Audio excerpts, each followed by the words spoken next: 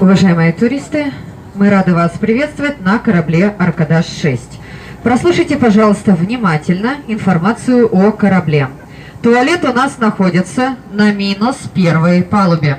Убедительная просьба: туалетную бумагу, гигиенические средства в унитаз не бросайте. Пользуйтесь, пожалуйста, мусорным ведром. Первая палуба у нас обеденная зона, вторая и третья палуба — зоны